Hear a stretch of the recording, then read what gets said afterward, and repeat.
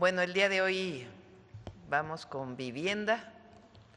Están la doctora Elena Vega Rangel, secretaria de Desarrollo Agrario, Territorial y Urbano, el ingeniero Octavio Romero Oropesa, director general de Infonavit, Rodrigo Chávez, director general de la CONAVI, Rocío Mejía, directora general de Financiera para el Bienestar, Alfonso Iracheta, director general del Instituto Nacional del Suelo Sustentable, y Yabneli Maldonado, vocal ejecutiva del FOBISTE.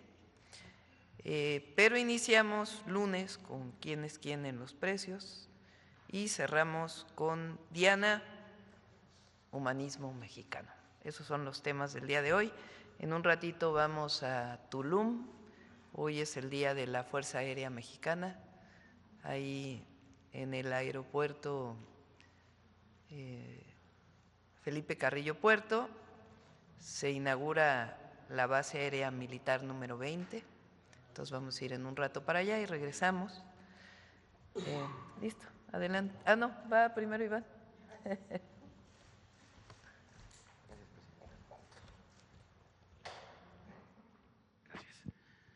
Muy buenos días a todas y a todos. ¿Quién es quién en los precios? Seguimos protegiendo a las personas consumidoras, a los consumidores y a las consumidoras.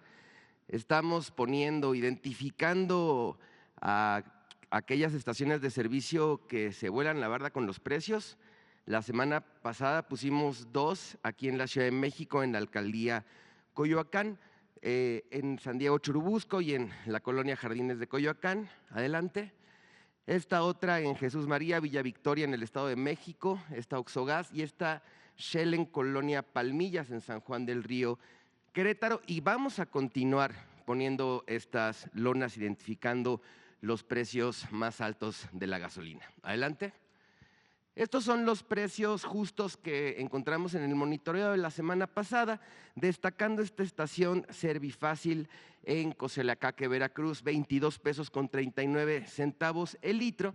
Y aquí destacamos en cada una de las regiones en cuánto están los precios justos con los indicadores de ganancia de cada una de estas estaciones. A todas ellas les vamos a poner una palomita. Y continuamos con las que encontramos en nuestro monitoreo más caras. Por ejemplo, esta de Puerto Vallarta, Jalisco, Grupo Octano, 27 pesos con 49 centavos litro. Esta estación de servicio maneja un indicador de ganancia de la gasolina regular de 3 pesos con 77 centavos. Pero miren, esta, por ejemplo, de Lícer en Nayarit, 5 pesos con 7 centavos, 4 pesos con 97 esta de Petro 7 en Guadalupe, Nuevo León, 4 pesos con 37 esta de Shell de San Juan del Río, Querétaro. Entonces, a todas estas gasolineras, porque se vuelan la barda con los precios y porque manejan indicadores de ganancia muy, muy altos, les vamos a poner un tache. Continuamos monitoreando la canasta básica. Recordemos que son 24 elementos los que integran esta canasta básica. La más barata en el monitoreo, Coyoacán, Ciudad de México, Chedraui, Plaza América, 762 pesos con 60 centavos palomita. Y la más cara, Ley Juventud en Durango, 1,008 pesos con 50 centavos tache. Recordar que la canasta básica, por un acuerdo con la agroindustria y las tiendas de autoservicio, debe de estar en menos de 910 pesos. Adelante, por favor. 3 ciudades, Tultitlán, Estado de México, la más barata, 830 pesos con 40 centavos palomita. Bodega Aurrerá, Fuentes del Valle, 950 pesos con 10 centavos tache. Culiacán, Sinaloa, Soriana Hiper Zapata, 825 pesos con 50 centavos palomita.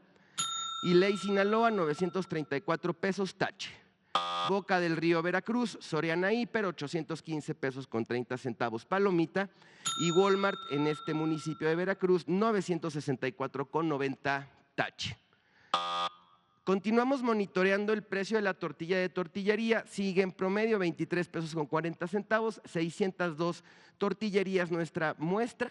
Aquí destacamos las más baratas que encontramos en nuestro monitoreo, en Puebla, en la colonia Volcanes, Ciudad de México, Azcapotzalco, Durango en el centro, entre 18 y 19 pesos, les vamos a poner una palomita. Y encontramos en este también monitoreo en La Paz, Sarita, Campeche, Moreno y en Cancún, Liam, estas tortillerías que manejan precios entre 28 y 29 pesos. Les vamos a poner un tache. Seguimos. Se acerca el 14 de febrero. Esta es información muy importante para todas y para todos ustedes. Miren, ¿cuánto puede haber de diferencia entre el mismo producto? Depende de dónde lo compremos. 4 ejemplos de presentaciones de chocolates, que es un detalle que comúnmente se da durante esta temporada por el Día del Amor y de la Amistad. Pero miren, este paquete de chocolates Rafaelo puede costar 59 pesos hasta 105 pesos, depende del establecimiento. Esta otra presentación de los famosos conejitos de chocolate, miren, 123 pesos lo encontramos en Chedraui de Guadalajara, 239 pesos en Sears. Muchas tiendas, muchos establecimientos aprovechan estas temporadas para incrementar muchísimo los precios. Por eso pueden encontrar en la página de internet de la Profeco el motor de quién es quién, y ahí va a haber muchísimos ejemplos de comparativos de precios de estos productos para este 14 de febrero. Miren, esta cajita de Hershey's Kisses en H-E-B León, 65.50. En Sanborns Cuernavaca, 125 pesos, el mismo producto. Ferrero Rocher, Soriana Hiper, 140 pesos. Campeche, Liverpool, 265, misma presentación. Los invitamos a que consulten la página de internet en donde están estos comparativos y otros más. Adelante, por favor. Recomendamos de la revista El Consumidor de febrero, quienes acostumbran a conocer personas a través de aplicaciones, que puedan consultar este artículo, está muy interesante para evitar riesgos y consecuencias. Adelante, por favor. Terminamos con los consejos Profeco de la semana. 1, si ves que la gasolinera tiene un tache visible, no cargues ahí. Ubica otra donde no se vuelen la barda con los precios. 2, compara precios entre diferentes cadenas de supermercados, pues podrías ahorrar más de 245 pesos al momento de adquirir tu canasta básica. 3, consulta nuestro monitoreo del precio promedio nacional del kilo de tortilla. 4, si vas a regalar chocolates como detalle en estos días, revisa el monitoreo especial y paga mucho menos por el mismo producto. 5, revisa la revista del Consumidor de febrero, pues te daremos recomendaciones para cuidarte de fraudes si utilizas aplicaciones de citas. Nuestras redes sociales, nuestra página de internet. Muchísimas gracias, que pasen muy buen día. Gracias, Presidenta. Gracias, Iván. Edna.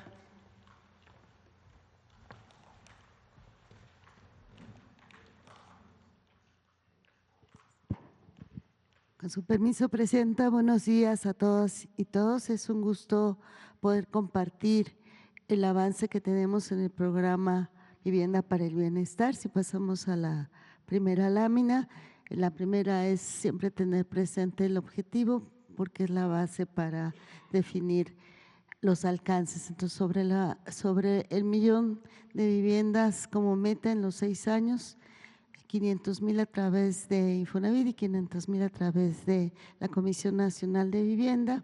Para este año, 125,000 viviendas nuevas, 100,000 mejoramientos en la zona oriente del Estado de México, que como ustedes saben, el fin de semana anterior inició la etapa de entregas. El director de la Comisión Nacional va a dar el detalle. Y 120,000 escrituras para este año. Entonces, ¿cómo vamos en la siguiente lámina? De esta manera, ya tenemos una reserva territorial de 322 predios, 100% de la meta de 2025, y ya significaría entonces 2,260 hectáreas.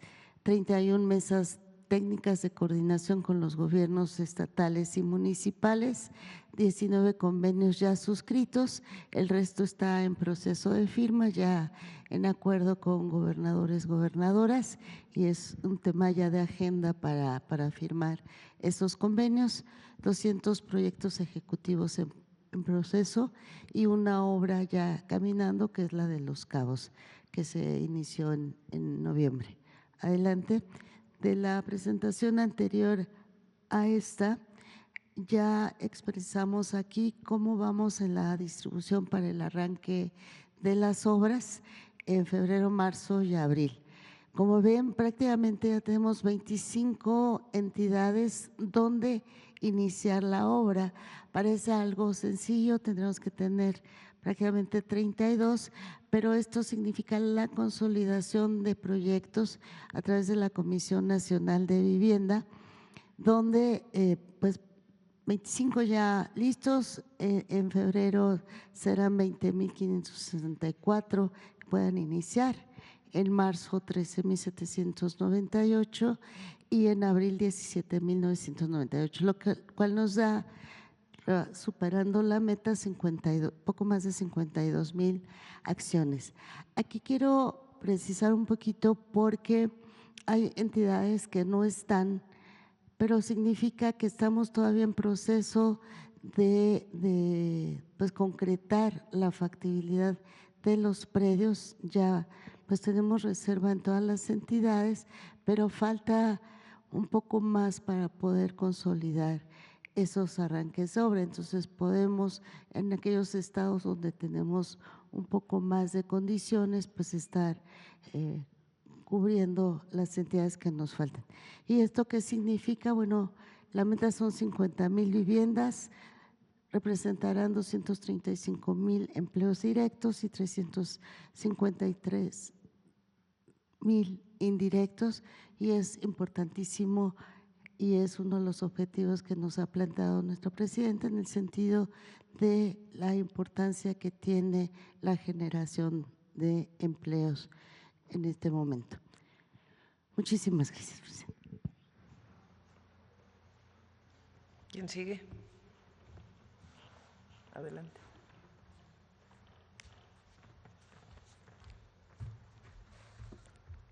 Con su permiso, presidenta. Buenos días a todas y a todos. De las 500,000 viviendas nuevas y 300,000 mejoramientos para este año 2025, vamos a desarrollar 50,000 acciones de vivienda nuevas y 100,000 mejoramientos. Ya comentaba la secretaria, la doctora Edna Vega, tenemos ya un calendario de arranque. En febrero vamos a iniciar 44, de hecho ya iniciamos un proceso desde hace meses y ya están entrando a los predios, los OEOs. Vamos a trabajar 44 predios ya en este mes de febrero, que son 148 hectáreas, van a ser 20,564 viviendas. ¿Cómo fue que llegamos a ir resolviendo los predios febrero, marzo, abril? Pues tiene que ver con los desarrollos técnicos y los acuerdos que hemos tenido con los gobernadores y los presidentes municipales. Primero hicimos un acuerdo de facilidades que estableció el marco jurídico con el cual vamos a impulsar el programa de vivienda para el bienestar. Cada predio hemos firmado convenios de ocupación, ya que el predio se va a donar o se va a desocupar a favor de INSUS, y la CONAVI ya con un convenio de ocupación ya inicia los trabajos de obra y las minutas de trabajo que establecen que tienen factibilidad de servicios, no tienen la autorización de la densidad y no es un suelo que tenga algún tipo de riesgo. Para marzo tenemos calendarizado 18 predios, que son 135 hectáreas, 13,798 viviendas, y para abril 31 predios, que son 115 hectáreas y son 17,988. El promedio nosotros hicimos una proyección de cada hectárea íbamos a construir 180 viviendas, pero ya cuando vamos al predio y la definición técnica, ya sea vertical o horizontal, nos está dando un promedio de 130 viviendas por hectárea.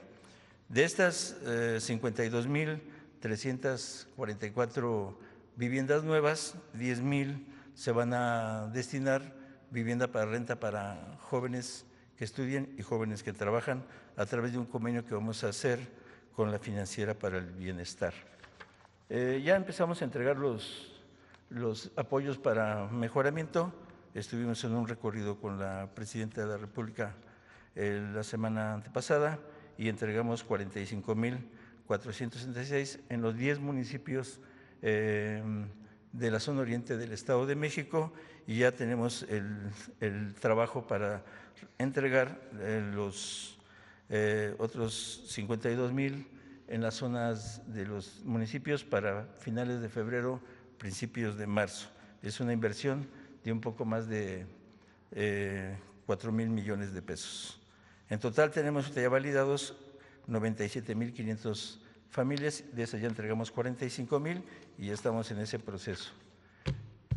¿Qué etapa sigue? Una vez que arranquemos los trabajos de obra, pues sigue la convocatoria y el registro para los que van a ser beneficiarios del programa.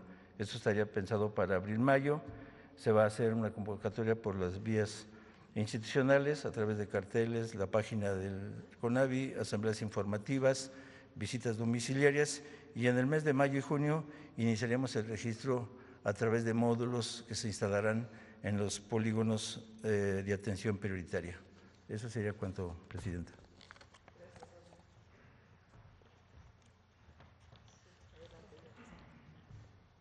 Buenos días a todas y todos. Con el permiso de la Presidenta, me permito dar los avances del FOBISTE.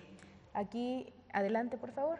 Presento esta lámina solamente para tener presente que de la cartera que tiene el FOBISTE de poco más de 875,000 créditos, vamos a otorgar apoyos a más de 400,000 personas acreditadas, liquidando créditos, condonando intereses, congelando saldos, aplicando quitas y una mezcla de soluciones a más de 55,000. Aquí es esta lámina que presentamos la vez pasada para seguir este programa de apoyos. También recordar que estos apoyos serán de aplicación directa, simplificando trámites, dando prioridad a los grupos vulnerables como las personas pensionadas o jubiladas, la difusión continua de los programas de solución y comunicación directa con las y los beneficiarios. Adelante, por favor. Aquí vamos a iniciar con estos 149,000 apoyos para personas jubiladas y pensionadas. Vamos a liquidar créditos, vamos a aplicar quitas y condonar intereses. Ya en la semana pasada, en la Comisión Ejecutiva del FOBISTE, se aprobaron todos los programas de simplificación de trámites. Estos van a ser de forma directa y masiva desde el sistema. Aquí generalmente estos apoyos se otorgaban, sí, pero las personas acreditadas tenían que hacer una solicitud y llevar una serie de documentos, y ahora está todo esto simplificado para beneficio de las y los derechohabientes. Y una automatización de sistemas se van a aplicar de manera centralizada. Nos fuimos a los requisitos mínimos y vamos a hacer uso de la tecnología y medios de comunicación masivos para la difusión de los programas. Recordar también que nunca antes el FOBISTE se había comunicado como lo estamos haciendo a través de SMS, de WhatsApp, de cartas a través de CEPOMEX, y también informar que todos los apoyos serán retroactivos al 1 de enero de 2025. La siguiente, por favor. También nos dimos a la tarea de, después de revisar la cartera y el estatus en la que se encontraba, revisar toda la parte de la escrituración y los pendientes que tiene el FOBISTE. Y aquí informamos que de 2022 a la fecha se recuperaron 46,519 testimonios de un universo de operaciones cerrados entre 2010 y 2019. Que encontramos que del periodo de 2010 al 2024 todavía faltan 41,686. El Estado de México es donde tenemos más pendientes, con 10,035 testimonios por entregar a las personas acreditadas. Y queremos también informar que gracias al decreto emitido por el Gobierno del Estado de México para exentar de pagos de impuestos, derechos y actualizaciones de notarios revocados o fallecidos que no fueron inscritas, vamos a poder resolver 3,000 de estos 10,000 y vamos a buscar replicar este esfuerzo con los gobiernos a nivel nacional, porque este decreto no simplifica toda esta tarea que tenemos por delante. Adelante. En relación a la reforma de la ley del ISSSTE, donde están los 5 artículos que se reforman para el FOBISTE, La presidenta Claudia Sheinbaum Pardo el pasado 7 de febrero ya envió esta iniciativa que le permitirá al FOBISTE adquirir, construir, rehabilitar y arrendar vivienda de bajo costo a las y los trabajadores, y pues estaremos puntuales como institución, como ISSSTE y FOBISTE dando seguimiento a esta reforma. Es cuanto, presidenta.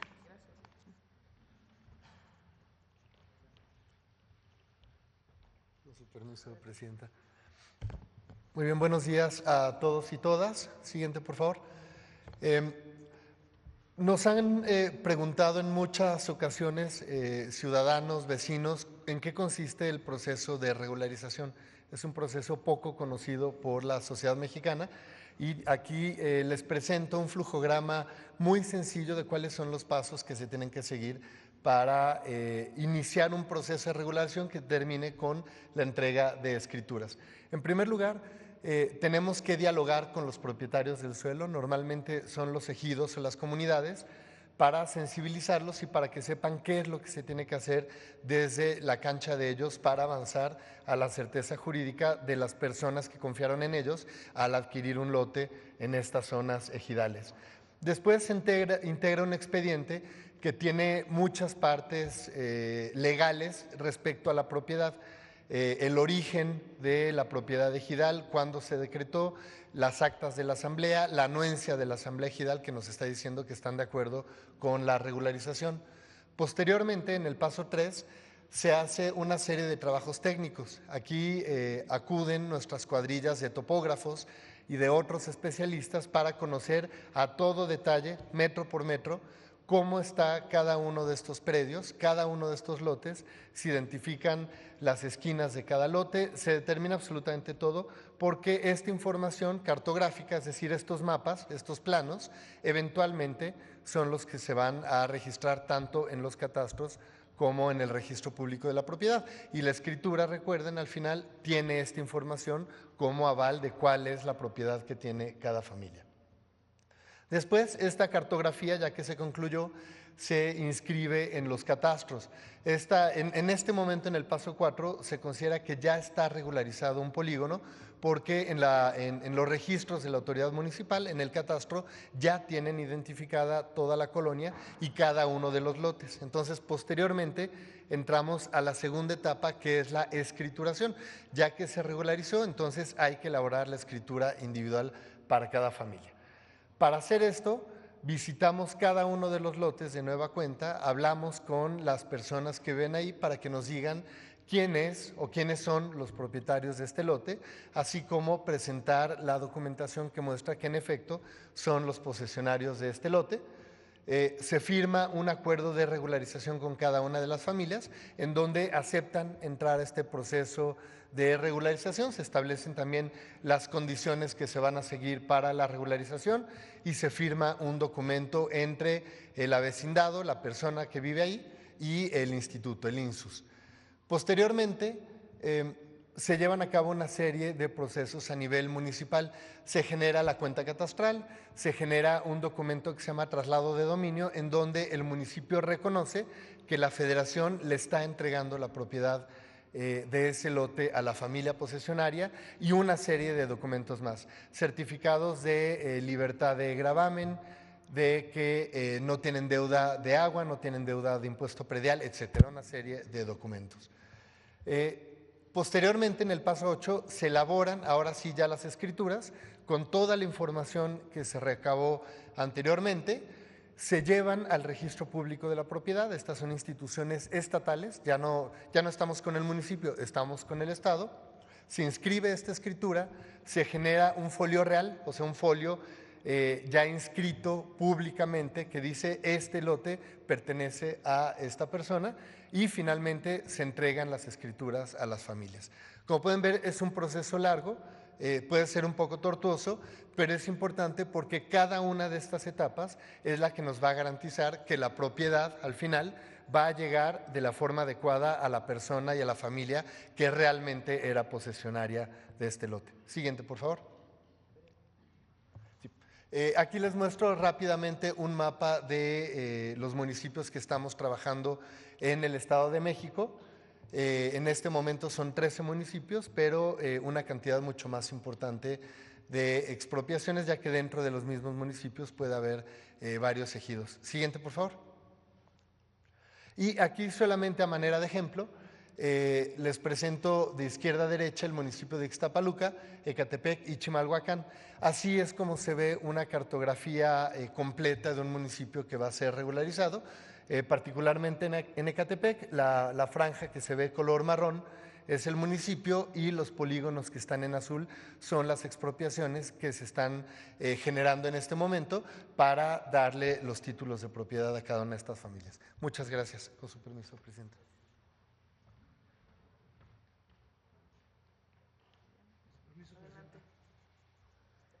Muy buenos días, amigas y amigos de los medios de comunicación. Para ponerlos al corriente de los avances del Infonavit en este programa nacional de vivienda, que como ustedes saben es prioritario para la Presidenta de la República y que consiste fundamentalmente en la construcción de 1 millón de viviendas, 500,000, como decía la secretaria, a través de la CONAVI y 500,000 a través del Infonavit. Si me permite, Presidenta.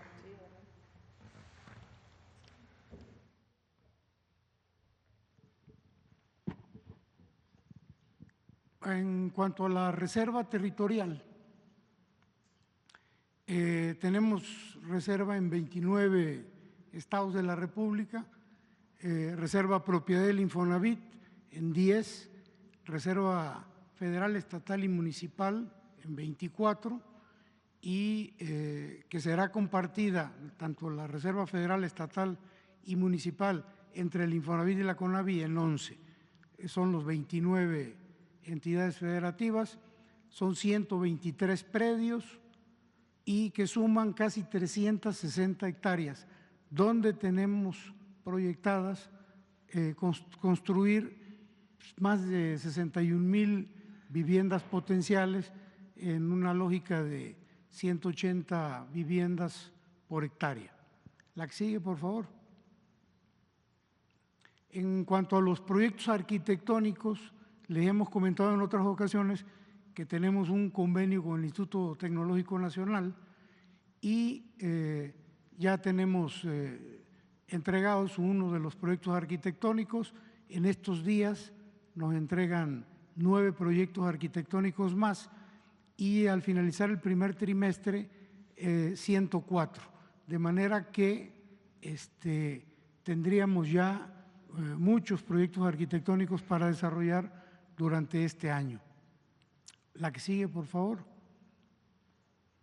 Bueno, a hablar un poquito aquí del congelamiento de saldos de los 4 millones, ya hemos dicho, nada más para recordar, que en el Infonavit hay una cartera de 6.2 millones de créditos, 4 millones de los cuales fueron diseñados hasta antes de la administración pasada, de forma tal que en lugar de disminuir, aunque los derechohabientes pagaran intereses y capital, pues estos créditos aumentaban porque les incluían la inflación del salario mínimo. Entonces, 4 millones, le informamos a la presidenta, nos dio instrucciones de resolver todo y desde noviembre del año pasado, el 11 de noviembre, congelamos 2 millones de estos créditos. Por favor, la siguiente.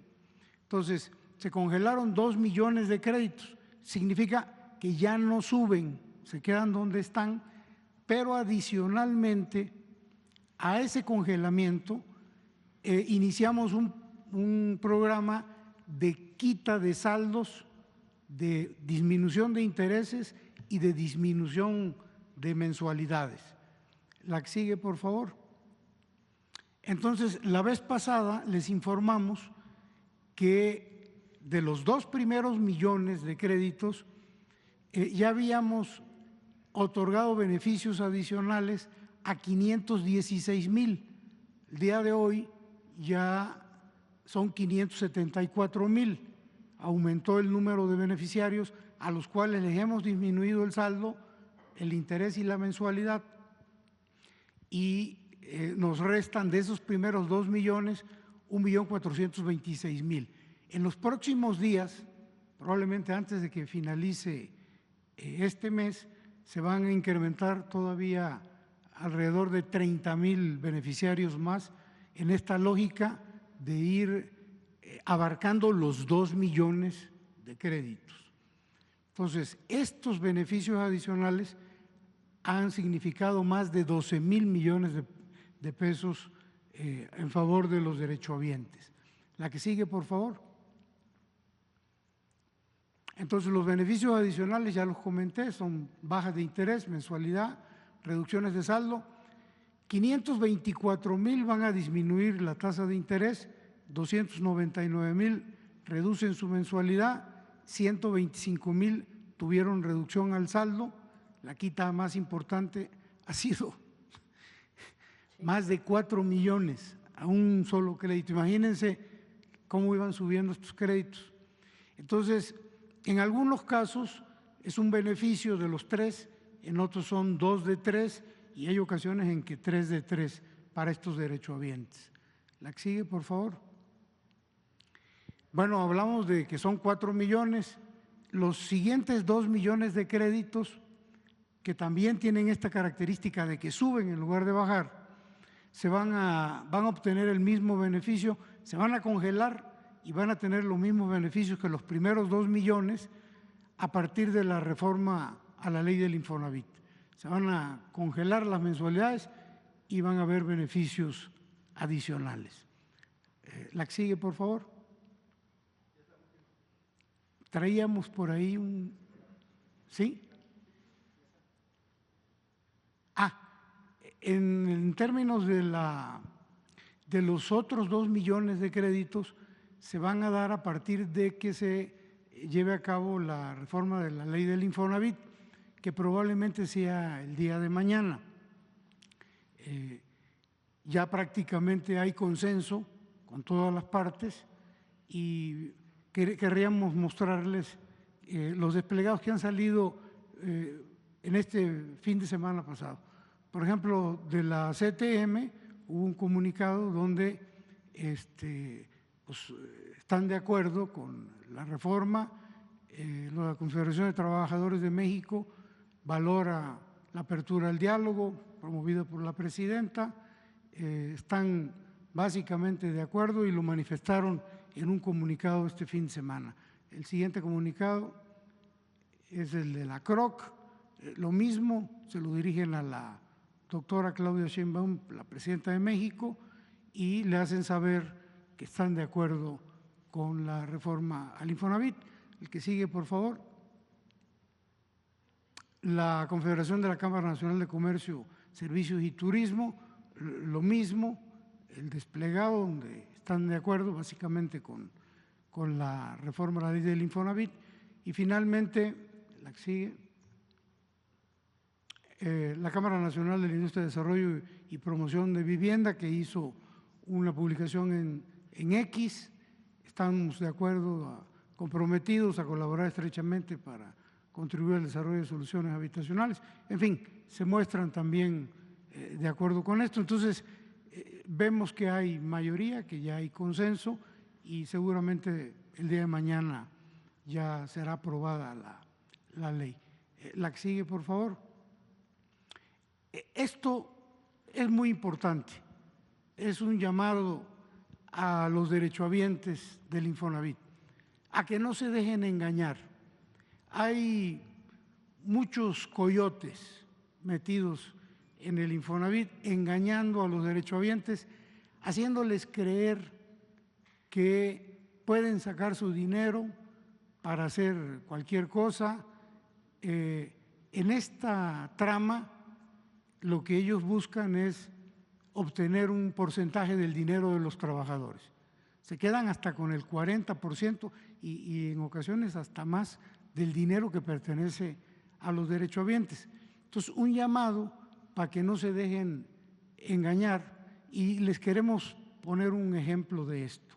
La que sigue. Por ejemplo, los coyotes son delincuentes. Se anuncian haciéndose pasar por trabajadores del Infonavit y ofrecen un esquema de obtención de crédito en efectivo.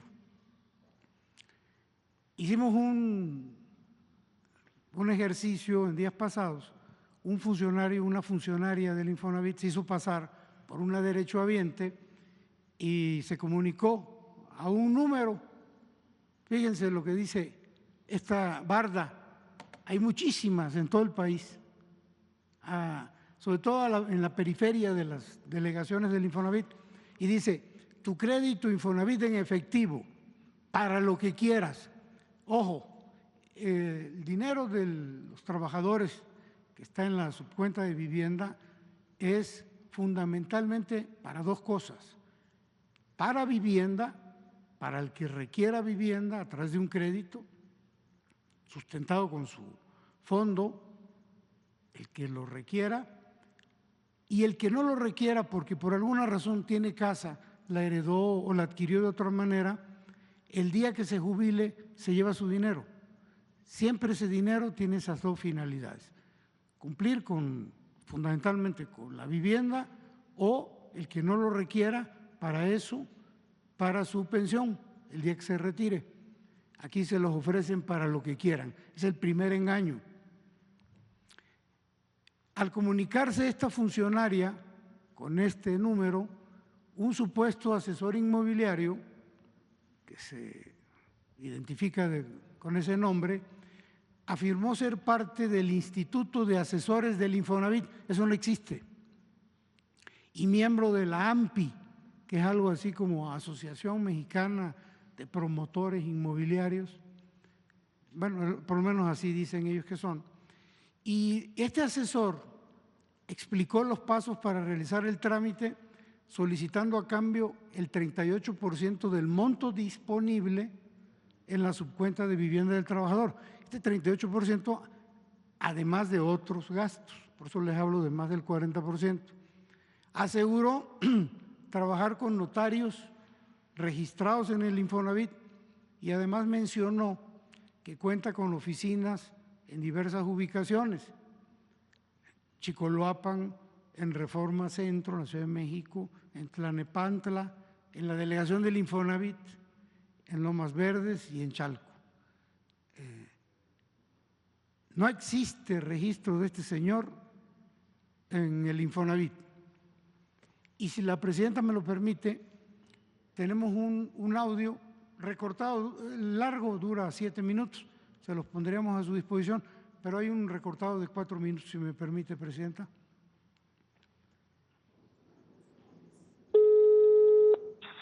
Hola, buenas tardes.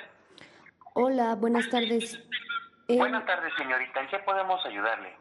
Gracias. Vi un anuncio donde dice que puedo sacar mi crédito en efectivo, pero no sé si estoy hablando al lugar correcto. Sí, señorita, eso está llamando al Instituto de Asesores de Crédito de Infonavit. ¿Se encuentra usted actualmente laborando? Sí, tengo trabajo. Sí, está cotizando. Ok. ¿Sabe usted cuánto saldo tiene acumulado hasta la fecha? ¿De crédito? No, de saldo. Ah, de lo de vivienda. Sí. Hace como 3 meses me dijeron que tenía 345, una cosa así. Ok, le comento, para poder hacer la monetización del saldo de la subcuenta de vivienda es necesario contar con un saldo mínimo de 350,000. Si usted me comenta que ya más o menos anda por ahí, yo creo que ya los debe de tener acumulados. Ok. Tenemos dos opciones. La primera es a través de un crédito que tiene que usted que pagar. Y el segundo es el crédito puente. No lo tiene usted que pagar. Es un crédito puente, es un crédito electrónico que se usa. Es con efecto evolutivo en un proceso de tiempo de 6 a 8 meses calendarios, hablando de meses hábiles. No lo tiene que pagar, únicamente procede un descuento que le van a estar haciendo durante ese periodo, que es en lo que se certifica su trámite. Posterior a esto se le hace la cancelación del trámite y ya no tiene usted que pagar nada. Pero el otro sí, el crédito segundo se llama Mejoravit. Es un límite máximo que se les entrega de crédito sobre un 90% sobre 157,000 pesos.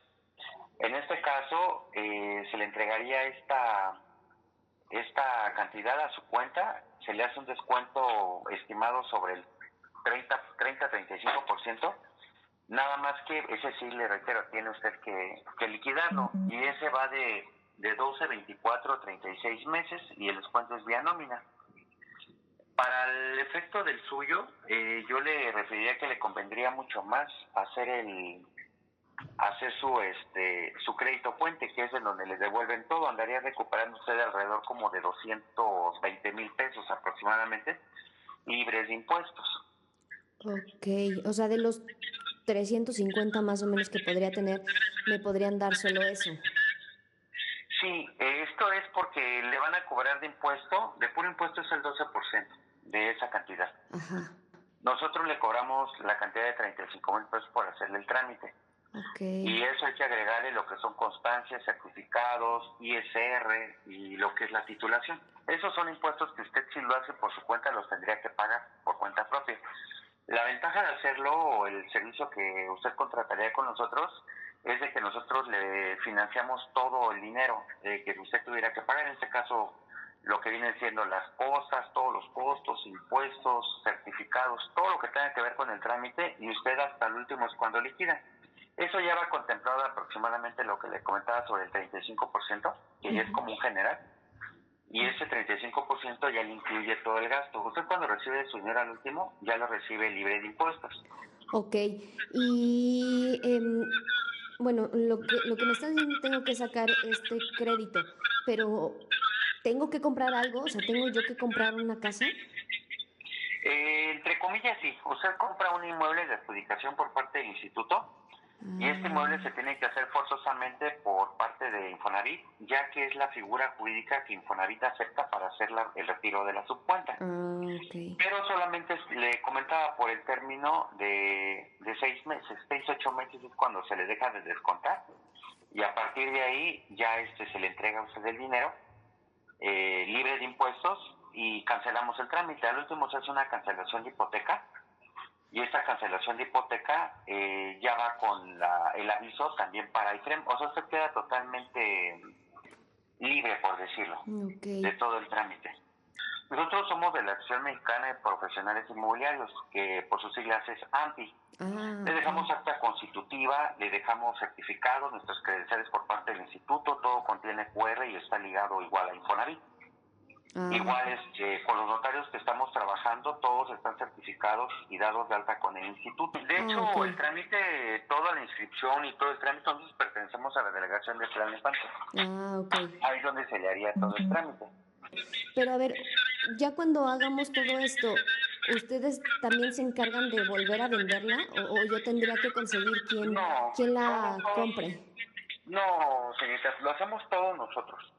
O sea, usted en realidad lo único que va a hacer es ir a firmar al notario la compra y ir a firmar al notario la venta. Esto no es otra cosa. Digamos que nosotros el tema de los 35,000 pesos que le cobramos, que ya van incluidos dentro de, todo eso nosotros lo hacemos. Usted, le requiero única y exclusivamente, llega a la notaría, firma ya con todo pagado, y regresa otra vez con todo pagado. Ok, entonces en un momento te mando el mensaje y ya nada más para que me puedas decir los documentos.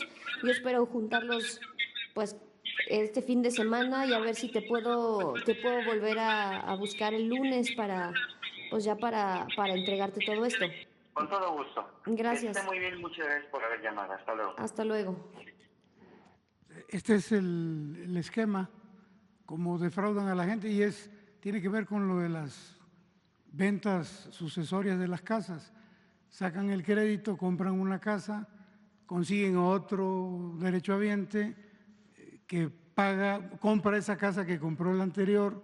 Es como una pirámide, y lo cierto es que defraudan a la gente. El llamado es que no caigan en esto. El dinero del Infonavit, cuando ellos lo requieran, es al 100% para su vivienda, al 100% para su pensión. Estos señores son unos delincuentes, son unos coyotes, y el llamado a que no caigan en eso. ¿Sería cuánto, Presidenta? Gracias, Octavio. ¿Listo? Bueno, vamos a las preguntas. A ver, acá. Muy buenos días, Presidenta. Amir Ibrahim, del Quintana Roo MX. La primera pregunta sería aprovechando que su viaje a Tulum, y sobre el tema de regularización precisamente de las tierras que se ha estado hablando, si ya hay algunas fechas para la regularización, que ya se había hablado aquí en esta mañanera de Playa del Carmen y Tulum. Hay muchos terrenos en mi estado que son irregulares, unos ejido, otros tierras nacionales. Hay una diversidad de problemas en esta parte. Saber si ya hay un plan, aparte de que acaban de exponer, y saber más o menos cuánto tiempo requiere una persona para cumplir los 9 pasos de los que se hablaron, y específicamente en Quintana Roo, aprovechando que va para allá, si nos pudiera explicar. Buenos días. Estamos trabajando en Quintana Roo. Una breve referencia: hace algunos meses se concluyó ya la regularización de la colonia Colosio en Playa del Carmen, que era una colonia histórica, pero forma parte de un programa mucho más amplio de regularización en Quintana Roo. En una reunión posterior, o ponemos a su disposición la información que ya tenemos, en donde estamos avanzando en la regularización. Respecto a la segunda parte, ¿cuánto tarda un proceso de regularización en estos 9 pasos? Depende mucho de las características estatales. Los pasos que se siguen, la mitad le corresponde a la Federación y la otra mitad le corresponde a los municipios y a los estados. Y hay estados en donde casi no hay trámites, en un mes, mes y medio ya está concluido. Hay otros en donde puede llegar a tardar hasta 6, 7 meses. Lo cierto es que en todos los estados estamos ya firmando acuerdos de simplificación y de colaboración que nos permiten reducir sustancialmente tanto los tiempos como los costos de la regularización. Pero en Playa del Carmen, Tulum, ¿ya tienen ubicadas las zonas, ya tienen, digamos, el plan para regularización de estas partes? Completo no, pero hay un avance sustantivo. Esto se va avanzando poco a poco, sobre todo en el diálogo con los ejidos, pero también la identificación de otras zonas, como tú mismo lo dijiste, terrenos nacionales o zonas privadas. Esto requiere una investigación que se va haciendo poco a poco. El interesado, ¿dónde puede recurrir para obtener información o con quién se puede asesorar sobre este trámite o estas situaciones? ¿A dónde pueden llamar o dónde pueden...? Puede acudir a cualquiera de las oficinas que tiene el INSUS. Tenemos oficinas en todos los estados. Estamos en Chetumal, en el caso de Quintana Roo, y en el portal del instituto vienen todos los datos de las oficinas, que es www.gov.mx/INSUS. Muchas gracias. Otra pregunta para el Octavio. Nos quedaron algunas dudas respecto a la exposición la vez pasada que realizó sobre los juicios masivos. Entonces me gustaría exponer un poquito como el contexto primero y después elaborar algunas preguntas. Nosotros detectamos que se trató de básicamente dos temporalidades de las que se hablaron en la exposición del lunes 27 de enero. Una en el 2012, en donde básicamente la estrategia era aplicar juicios masivos, no notificar a las partes, hacer juicios en otros lugares en donde no estaban ubicadas las propiedades y, bueno, además efectuar lanzamientos de personas y que, bueno, pues eso afectaba mucho a la sociedad. Después se expuso otra parte que es la que nos llamó mucho la atención del 2023, que ya es durante el gobierno del presidente López Obrador, que nos tocó cubrir, en donde se hablaron ya de juicios individuales, se habló de una estrategia similar o que se aplicaban juicios masivos, juicios individuales, voy a citar, juicios individuales con la estrategia de los juicios masivos.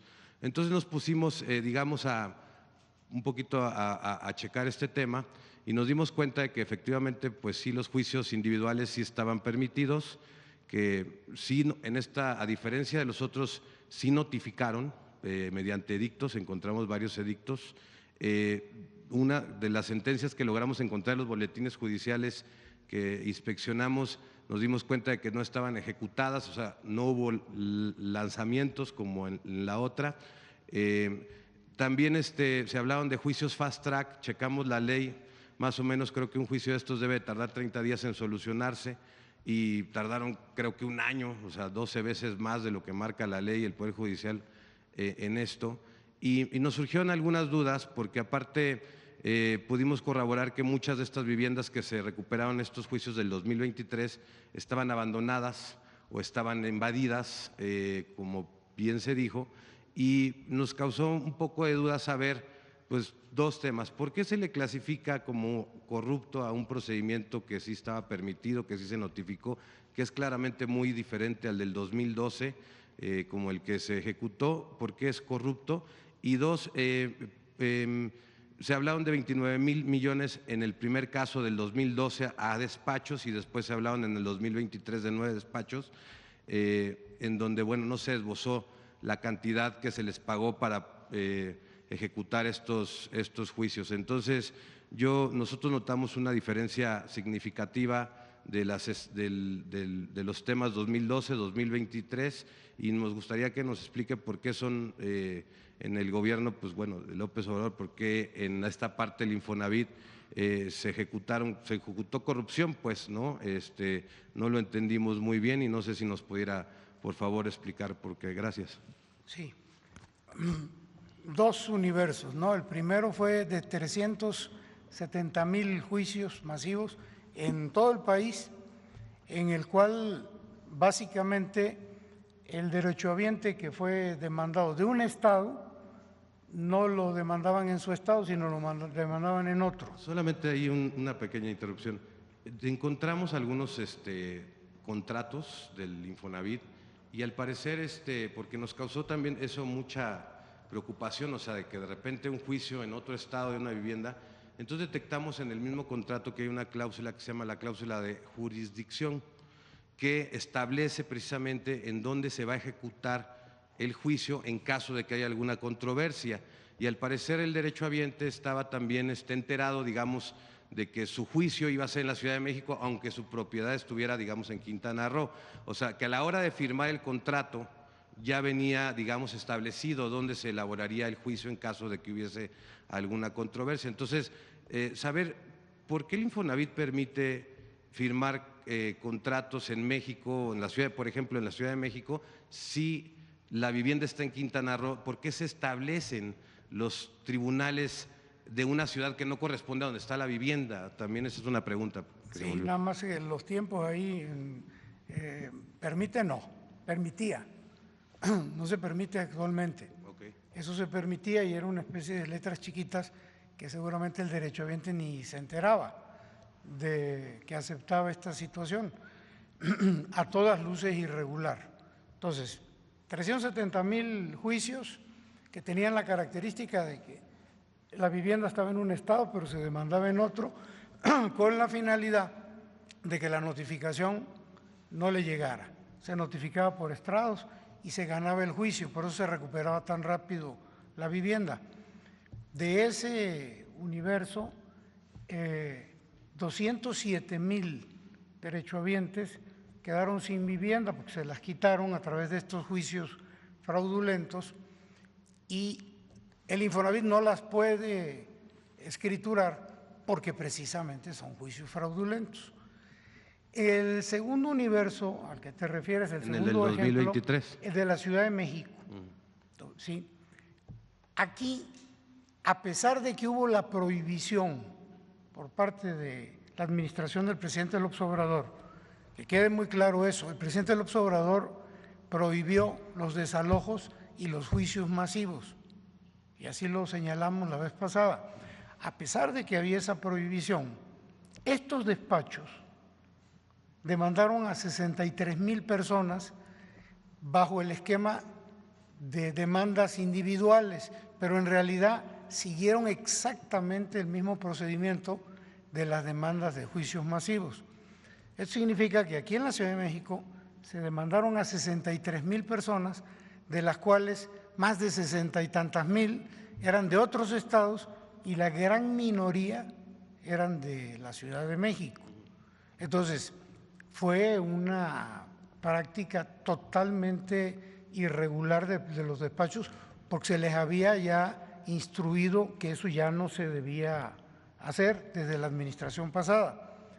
Y también lo que decía, y aprovecho para recordarlo, fue lo curioso de este asunto, porque todos esos 63,000 demandados solo fueron en una de las salas del Poder Judicial, en la sala número 60, si mal no recuerdo. De 76 salas, en una se llevaron a cabo estos 63,000 juicios, que por cierto los detuvimos. En la administración alcanzamos a detener que ya no siguieran, pero tenemos todas las evidencias y todas las pruebas de que estos despachos actuaron de esa manera. Entonces, no sé si respondí todas tus preguntas. Sí, porque fueron varias. Bueno, voy a nada más, dice, ¿cuándo se le pagó a los despachos? Porque también encontramos el hecho de Coparmex, que sí, hay uno de estos despachos que tuvo, pues contratos de construcción y esto, y también estos juicios, que era miembro del Comité de Vigilancia de Infonavit. Corroboramos también esa información que fue cierta. Preguntar cuánto se le pagaron a los despachos. ¿A poco la dudabas la información que dimos?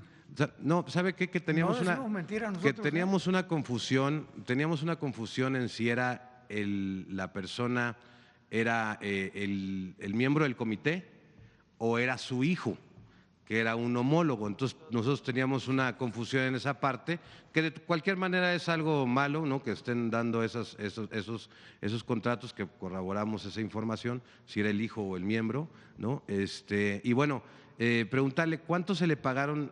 En el 2012 les pagaron 29,000 millones. No. Y en el 2023, ¿cuánto se le pagaron a los despachos? Fue una sucesión de pagos a lo largo de alrededor de 10 años. Y ya la suma con el dinero actualizado fueron cerca de 30,000 millones de pesos. Pero no fue un solo pago en un año. Y probablemente sea el 2018 el año en que más se les pagó a los despachos. Okay. Esta cantidad es el acumulado de alrededor de 8 o 10 años.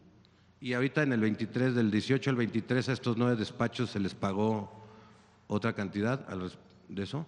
Pero ya no como juicios masivos, sino como individuales. Sí. Ok, bueno, es que nuestra duda derivaba en eso, pero bueno, en que si eran masivos, individuales, cuál había sido el tema de la corrupción.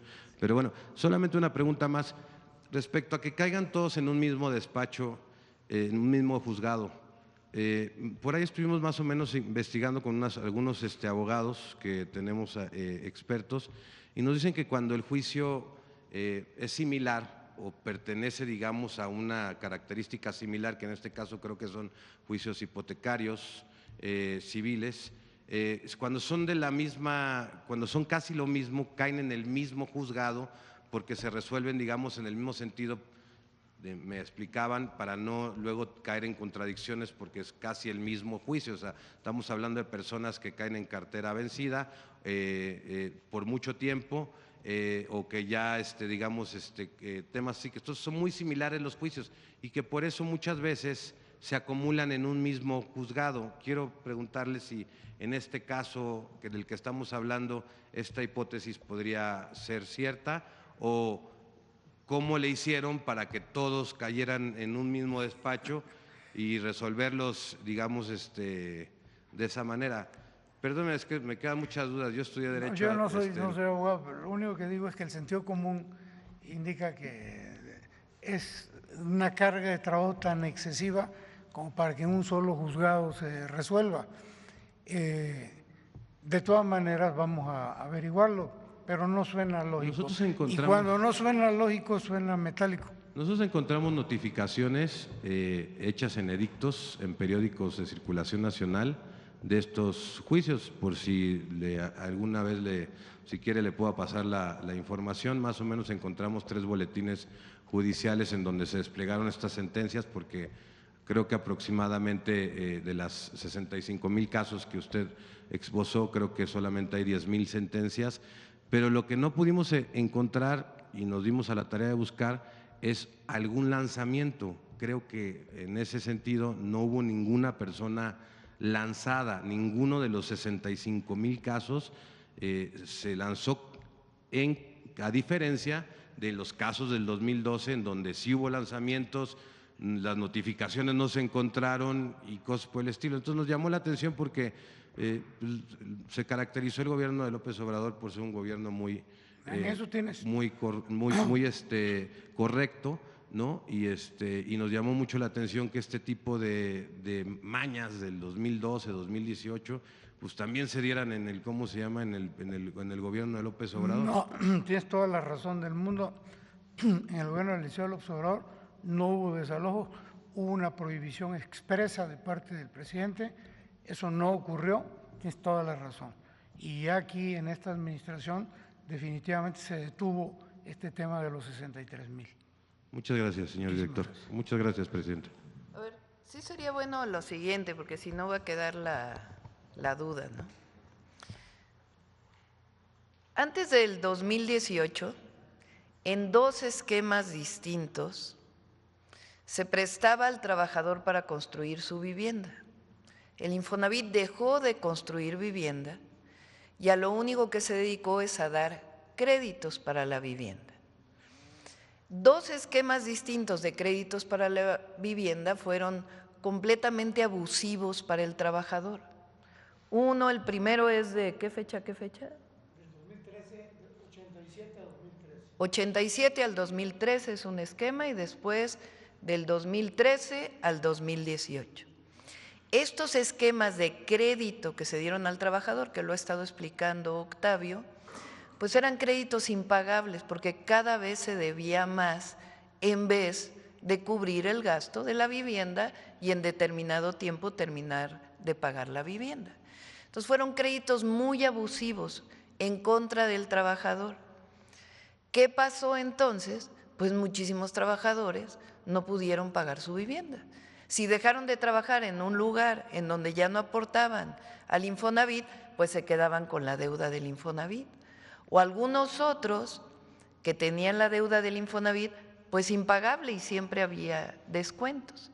Para las personas que por alguna razón dejaron de pagar en estos créditos abusivos, ¿qué fue lo que se hizo? Contratar despachos para obligarles a pagar. Entonces, en vez de que el Infonavit hablara con los trabajadores y dijera, ¿qué problema tienes? ¿Por qué no puedes pagar? Se contrataron despachos externos, privados. ¿Y estos a qué se dedicaban? A hablar por teléfono a los trabajadores, a amenazarlos, a casi extorsionarlos. ¿Y qué pasó durante esa época? Hasta antes del 2018, no pagaste, te desalojo de tu casa. Y todo lo que ya pagaste, quién sabe, ese es tu problema. Entonces, eso fue lo que pasó.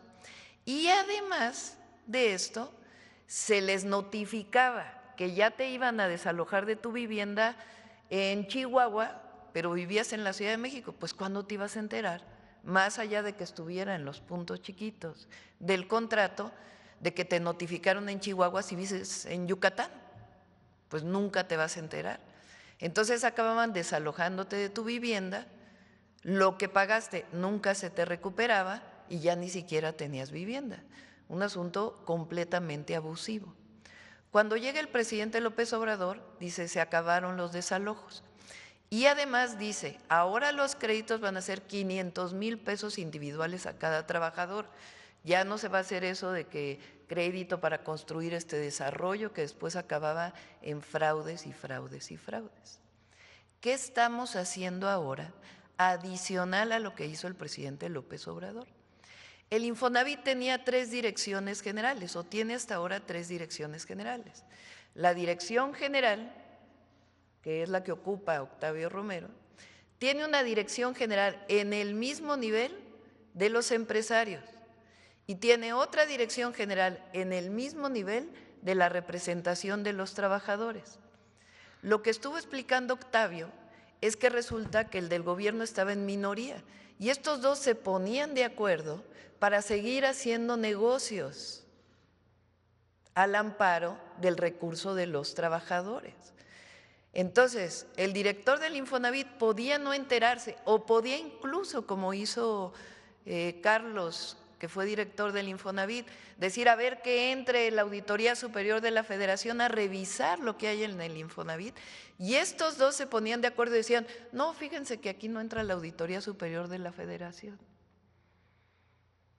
Entonces, ¿qué es lo que estamos haciendo ahora? Decir, a ver, hay un director del Infonavit, hay un consejo tripartita entre trabajadores o representación de los trabajadores empresarios y el gobierno.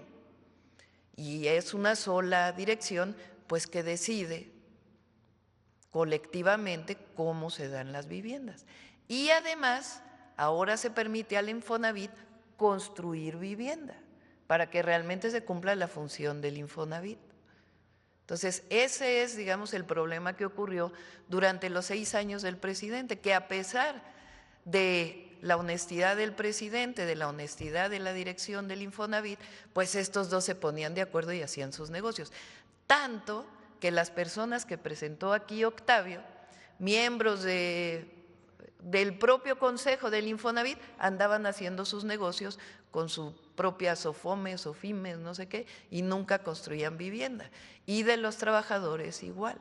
Entonces ahora estamos contentos porque además ya reconocieron los trabajadores y algunas de las organizaciones de empresarios, pues de que es mejor un esquema único, que siempre entre la Auditoría Superior de la Federación a hacer auditorías, que sean auditables todos los recursos y que sea muy claro cómo se construyen viviendas, cómo se dan créditos y cómo se sigue resguardando el fondo del Infonavit, que es de los trabajadores y que tiene sus reglas para otorgar sus créditos. Ese es, digamos, el salto que estamos dando con la ley del Infonavit, que dicho sea de paso, es como funciona el IMSS. O sea, tampoco es gran noticia, el IMSS funciona de esta manera. Entonces ahora las y los trabajadores pueden saber que sus fondos son auditables, va a haber transparencia y ya no va a haber esta colusión de algunos de estos, porque no son todos los trabajadores ni todos los representantes sindicales, ni obviamente todos los empresarios, sino algunos que se pasaron de vivos y anduvieron haciendo negocios a costa, pues, de los recursos de los trabajadores. Ese es, digamos, el gran cambio que se está dando. Y sobre los juicios, sobre las casas que se dejaron de pagar, también traemos un plan que ya en su momento vamos a presentar. Sí. Bueno, a ver, por acá. Gracias. Daniela Escobar de Proceso. Primero, bueno, preguntarle sobre nuestra edición del mes de febrero, en donde, bueno, como se sabe, ya unos meses antes de que lo capturaran, Ismael Zambada en mayo buscó a la revista para dar algunas declaraciones para un recorrido incluso en el lugar donde estaba. La plática se dio unos días antes de que fuera capturado y, bueno, pues ahí declaró que en México se le puede detener a algún capo, a algún narcotraficante reconocido que sea líder, cabeza de algún grupo criminal, y la actividad seguirá porque hay muchos interesados en esa actividad, en el tema del tráfico de drogas, no nada más a nivel nacional, sino a nivel internacional. También, bueno, pues aseguró que si hay violencia en el país es porque las autoridades, en específico las locales, no hacen su trabajo. También, bueno, dijo a Proceso que el expresidente Andrés Manuel López Obrador tenía razón en el tema de la estrategia de abrazos, no balazos. Primero, y bueno, también insistir en la pregunta en torno a que, bueno, él mencionaba que el fentanilo no era producido por su facción en el cártel de Sinaloa, es decir, por los mayos, sino que pues pudiera ser por alguna otra, en este caso estaría apuntando hacia los chapitos o del lado del Chapo Guzmán. Quisiera preguntarle primero, bueno, pues si en efecto este asunto han encontrado que si en efecto no se ha podido terminar con el tema de narcotráfico, si es porque la autoridad no hace su trabajo, en específico el asunto de los municipios, de los estados también, como sabemos, y el asunto también del fentanilo, si en efecto tiene información de que es solo una facción del cártel el que tiene esta producción, que es lo que acusa el gobierno de Estados Unidos que llega hasta su país en primera instancia, Presidenta. Yo creo que no. El narcotráfico tiene que ver con la demanda. O sea, hay demanda de un consumo de una droga y hay quien aporta esa droga. Entonces nosotros, más allá de que no estamos de acuerdo con el narcotráfico, evidentemente, y que hacemos nuestro trabajo, nuestro objetivo es disminuir la violencia en el país. Y en ese proceso también disminuye la producción de alguna droga o su distribución. Pues nosotros lo que queremos es paz y tranquilidad para el pueblo de México. Por eso los objetivos que busca el Gabinete de Seguridad pues tienen que ver con ser generadores de violencia. Mañana lo pueden explicar mejor quiénes son pues las cabezas del Gabinete de Seguridad. El secretario Omar García Harfuch, el general secretario, el almirante secretario. Entonces, por supuesto que nosotros trabajamos diariamente para evitar la producción, la distribución y la violencia que se genera producto de esta situación y de la pugna de grupos delincuenciales. Pero no se puede explicar, y hay, no lo digo yo, es muchísimos textos de muchísimos especialistas. Por eso nosotros decimos, Estados Unidos tiene que hacer su parte en Estados Unidos para atender el asunto de salud pública, de consumo de drogas, y también atender la distribución de las drogas en su territorio y la coordinación que debamos tener. Ahora ya sobre lo que dice esta persona en la entrevista que le hacen, pues ya es otra cosa. Precisamente sobre algo de lo que menciona, que ya también le planteaba, si siguen siendo necesarios esta estrategia pues de los abrazos no balazos. No entiendo tu pregunta, porque nosotros hemos hablado de una estrategia integral. La estrategia que hablaba el expresidente Andrés Manuel López Obrador, que es con la que se Nosotros inició. siempre vamos a defender al presidente López Obrador, que a nadie le quepa la menor duda. ¿Por qué? Porque pero fue como presidente un gran presidente. Siempre lo vamos a defender. Ahí que no se equivoque nadie, somos parte del mismo movimiento. Porque ahí está la oposición, ¿no? De que queriendo que nos distanciemos, no nos vamos a distanciar. Nosotros ahora nos toca una responsabilidad, y esa responsabilidad, esa estrategia de seguridad tiene 4 ejes que lo hemos estado planteando. 1, atención a las causas. 2, fortalecimiento de la Guardia Nacional. 3, inteligencia y investigación. Y 4, coordinación. Esas 4 estrategias. Ahora, vale la pena que vean los informes del Gabinete de Seguridad del entonces presidente Andrés Manuel López Obrador en la mañanera. Él tenía una sección que se llamaba Cero Impunidad, porque hay esta idea de que abrazos no balazos pues era darle carta abierta a la delincuencia, cosa que es absolutamente falsa. Eso lo dijeron algunos medios y algunos comentócratas. La secretaria de Seguridad entonces, hoy secretaria de Gobernación, tenía una frase que decía, abrazos, no balazos, no quiere decir que estemos cruzados de brazos.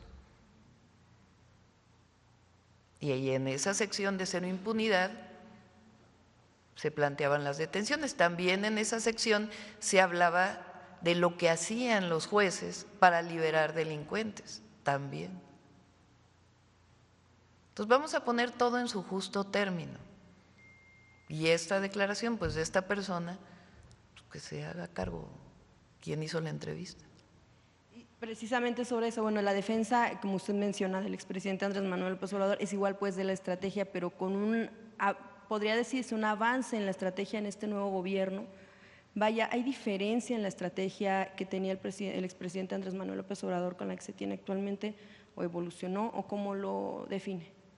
Nosotros tenemos una estrategia que consta de 4 ejes. ¿Y es distinta? ¿Tú quieres a la sacarme anterior? una declaración que no te voy a dar? No, es simplemente la pregunta si es distinta a la estrategia que usted tiene. Nos no, toca la momentos intención no es distintos, momentos distintos. A él le tocó gobernar de 2018 a 2024, A mí me toca, si así lo decide el pueblo de México, del 1 de octubre de 2024 al 30 de septiembre del 2030. Entonces, es atención a las causas y cero impunidad en una estrategia de 4 ejes. Ok, bueno. Presidenta, sí, lo que pasa es que también no entendemos por qué no decirlo pues con claridad, no es como ninguna intención negativa la que se busque encontrar en una declaración, es básicamente lo que queremos saber es directamente a si los Socino jóvenes, continúa. Educación, cultura, deporte, empleo, derechos, no guerras como las de Calderón. Atendemos las causas, brindamos los derechos al pueblo de México que le fueron arrebatados durante todo el periodo neoliberal y hacemos nuestro trabajo con la Guardia Nacional, la Secretaría de Seguridad, la coordinación con los estados, la Fiscalía General de la República, y esperamos que el Poder Judicial también haga su trabajo, que no libere delincuentes. Ahora, con el proceso que está siguiendo Zambada en Estados Unidos, sabemos que hay como varias… ¿Por qué no todas esas preguntas se las hacen mañana al Gabinete de Seguridad? Si me permite, podríamos hacerlas, pero bueno, preguntarle entonces en el tema… Porque mañana viene el fiscal. Si me permite, entonces, yo se las hago. Si te parece, estas preguntas, porque ellos las conocen mejor, y tienen toda la información, el fiscal, como ustedes saben, lleva este caso, él puede contestar con todo detalle. Bien, Presidenta, preguntarle entonces, también íbamos enfocados a lo que tiene que ver con algunas de las declaraciones que han dado personas, bueno, que han sido narcotraficantes, pero que también han cooperado con el gobierno de Estados Unidos en torno a lo que ha sucedido, por ejemplo, en los casos de funcionarios en México ligados a ver, vuelve a poner el tuit de la Casa Blanca.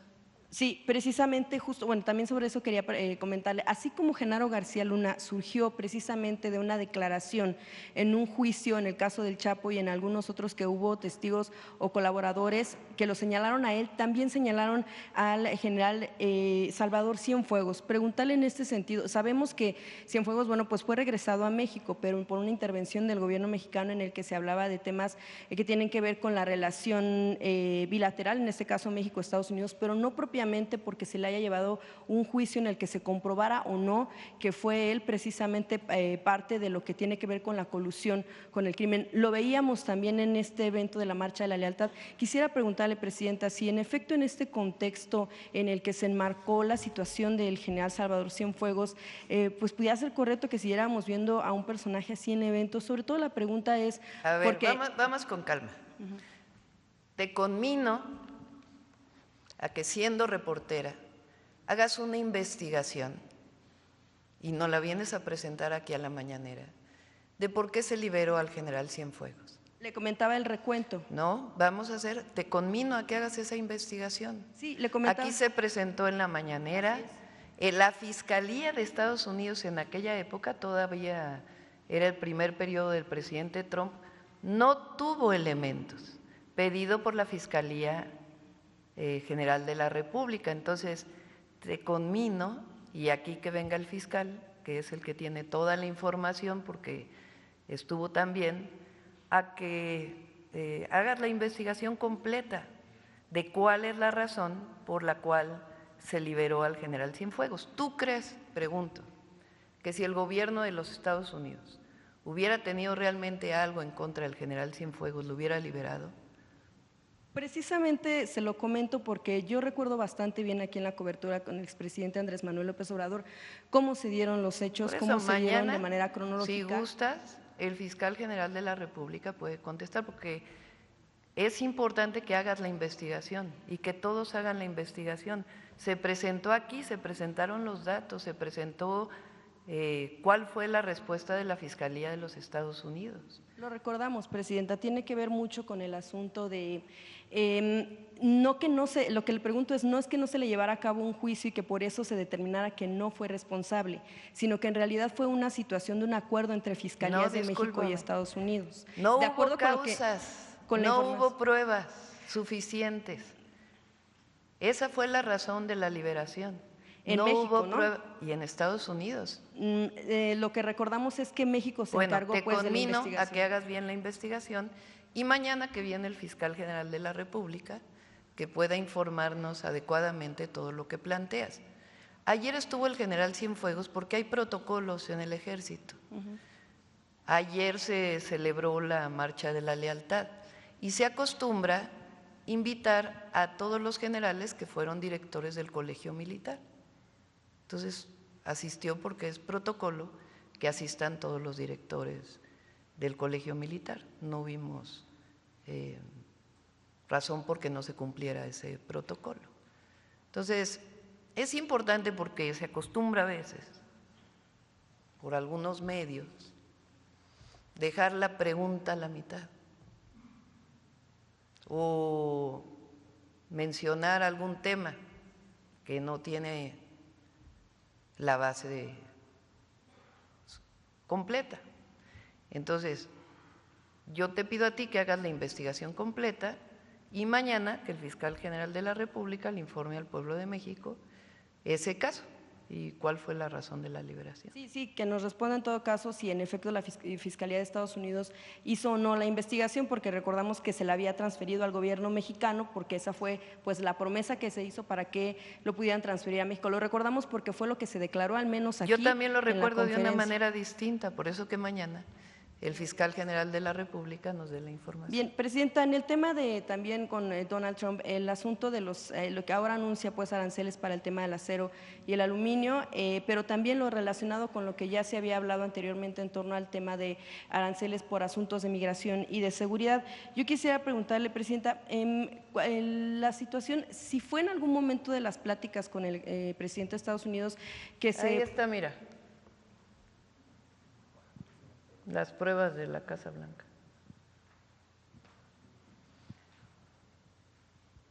Porque de eso no habla el PAN, ni el PRIAN, ni algunos medios.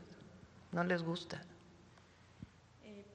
Presidenta, preguntarle sobre el tema de los aranceles. Le mencionaba yo, le preguntaba sobre el tema de los elementos que México envía hacia la frontera. En algún momento Estados Unidos planteó, puso sobre la mesa que ellos estarían presionando de alguna manera o estarían enviando de alguna forma o planteando de alguna manera también elementos, y de esa manera a lo mejor México fue como aceptó enviar esta cantidad de elementos a la frontera. ¿O por qué no se hizo esta propuesta antes de llegar hasta el punto pues de que se aplicaran aranceles? Y también sobre ese sentido, ¿Cómo no entendí tu pregunta? Si tiene que ver el tema del envío de los elementos a la frontera norte con un planteamiento que haya hecho Estados Unidos de enviar a sus propios elementos, o hasta qué o qué fue lo que hizo a México tomar esta determinación una vez que se aplicaron aranceles y no previamente. Esto en el marco del discurso que dio usted el pasado 5 de febrero, reconocido en torno a que, no entiendo al tema tu de la pregunta. intervención. Si me puedes hacer la pregunta. Sí, Presidenta, si en el planteamiento que hizo Estados Unidos a México hubo algo que detonara, o qué fue lo que detonó que México tomara la decisión de enviar 10,000 elementos de la Guardia Nacional a la frontera con Fue la plática México. que tuvimos, es público, no hay nada que esconder. El presidente Trump, desde su campaña y después, posteriormente, habló de los aranceles, él le llama, o en Estados Unidos le llaman tarifas. Entonces, es una decisión que no tomamos nosotros, toma el gobierno de Estados Unidos. Previo a eso pedimos una llamada con el presidente Trump. Él decidió hablar el lunes por teléfono, el martes se aplicaban los aranceles.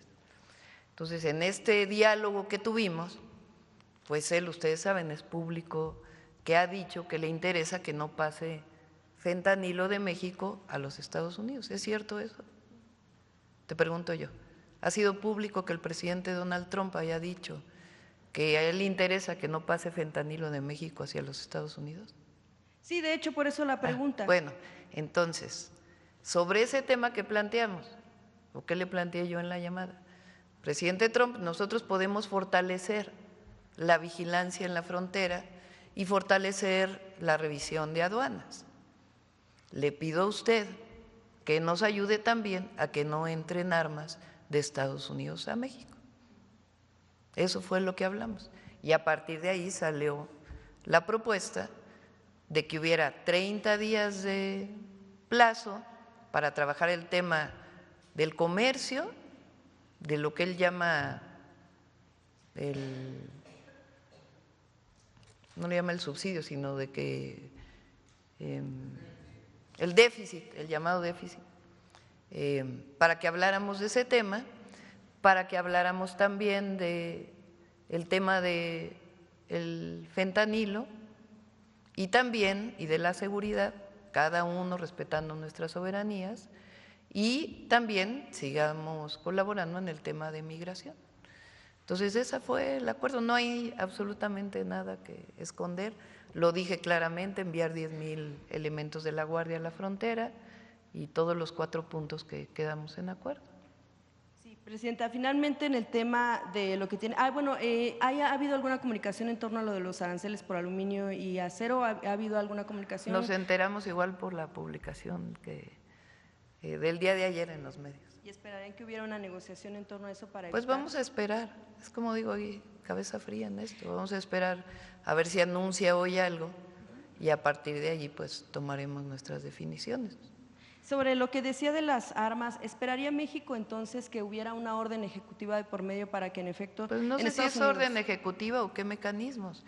Lo que nosotros queremos es que haya colaboración y coordinación, sin subordinación y sometimiento, como lo hemos dicho en múltiples ocasiones. México y Estados Unidos compartimos una frontera de más de 3,000 kilómetros. Somos el principal socio comercial de los Estados Unidos y tenemos problemas comunes y problemas diversos. En México no hay un problema grave de consumo de fentanilo, ni los problemas que hay de consumo de estupefacientes que hay en Estados Unidos. Ellos tienen ese problema. Nosotros tenemos otros problemas. Y el objetivo siempre es colaborar, coordinarnos, trabajar conjuntamente por el beneficio de nuestros pueblos, siempre respetando la soberanía. Gracias, Presidenta. Finalmente, sobre el asunto de migración, que también está relacionado con el tema de relación con Estados Unidos, existe una preocupación por quienes atraviesan México y llegan a desaparecer. Esto porque existe también, un reportaje, una publicación de Proceso y Galería News, que expone la problemática de un caso emblemático como es el de la niña Sofía Abigail, quien en 2022 al intentar cruzar con su madre el río Bravo, la madre se ahogó y de la niña no se supo nada. Estas personas son nicaragüenses. Quisiera saber si tendrán, si pudiera solicitar información en torno a qué ha sucedido con la investigación de esta menor de edad y también si tienen cifras en torno a cuántos menores han desaparecido en este tránsito. Sabemos que pudiera ser complicado precisamente por el hecho de que entran al país sin un registro, pero saber si existe precisamente este tipo de información al país, a México, para querer llegar a Estados Unidos de manera sin registro, sin un documento oficial, y eso pudiera complicar las cifras, pero quisiera ver si el gobierno mexicano tiene en el radar el tema de las desapariciones, sí de personas migrantes, por supuesto también de mexicanos, pero también lo que tiene que ver con menores de edad, por el caso de, por ejemplo, como el de esta niña Sofía Abigail. Sí, Migración tiene información y sobre este caso informamos. Y sobre el caso del resto de personas que pudiera haber números. Puede informar Migración sin problema. Gracias. Vamos a dar resultados en seguridad. Eso lo sabe el pueblo de México y además mañana viene el informe. Enero del 2025 es el enero más bajo desde hace más de 8 años en homicidios dolosos. Mañana vamos a dar esa información y estamos trabajando todos los días. Aprovecho antes de que se me vaya el tiempo para decir que ojalá en Ecuador pronto griten presidenta con A, y se puedan restablecer las relaciones México-Ecuador. Y también quiero comentar el caso, porque ha estado en los medios, del tema del fiscal de Morelos, por el tema del gobernador, el exgobernador Cuauhtémoc Blanco. Nosotros no vamos a encubrir a nadie, que se hagan siempre las investigaciones.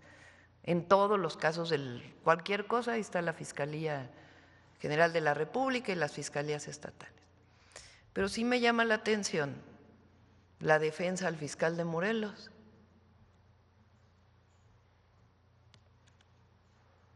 O me llama la atención que el fiscal de Morelos, después de haber estado 6 años, ¿o cuánto estuvo? 7 años, ¿cuánto estuvo? A ver, cuenten cuánto tiempo estuvo. Los 4 últimos días, entonces sí, no sé cuántas carpetas de investigación contra el exgobernador.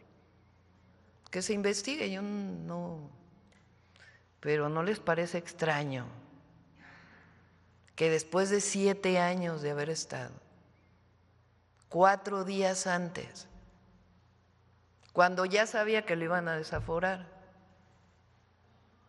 por el caso de un feminicidio que él ocultó, de pronto salen un montón de carpetas de investigación contra el exgobernador? Ahí nomás lo dejo sobre la mesa porque… No, y que se investigue, no debe investigarse siempre. Pero ¿no les parece raro? Y que ahora toda la comentocracia a favor del fiscal de Morelos. Ah, pero eso sí, cuando se habla de los derechos de las mujeres también están a favor de los derechos de las mujeres. Pero cuando un fiscal encubre feminicidios y es desaforado por esa razón, entonces no se habla de eso. ¿Por qué no hablan de eso? Pregunto, ¿no? Vale la pena. Adelante. Buenos días, Presidenta. Yujel Carolina, de Código Libre.